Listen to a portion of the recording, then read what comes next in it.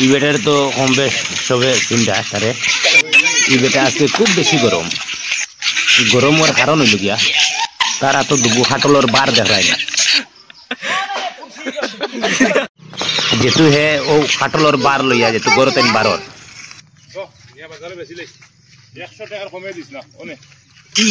দুবু সুরগায় কইছেন 20 টাকা দিন দো খাটল দিলাও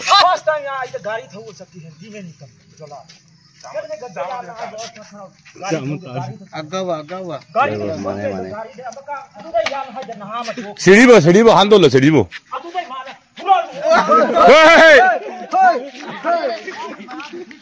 হে কইছিল 100 টাকা বেশি তো ই সুরগা থেকে 20 টাকা ডঙ্গে ডঙ্গে কই দিছে ও গিয়া গরম হইছে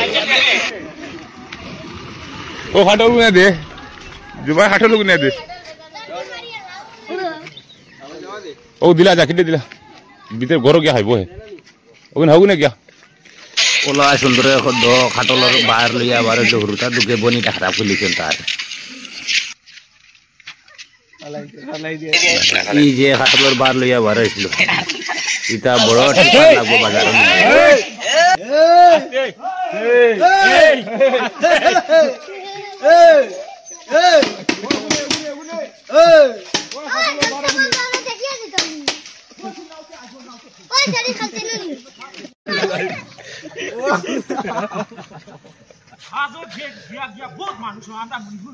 খাটল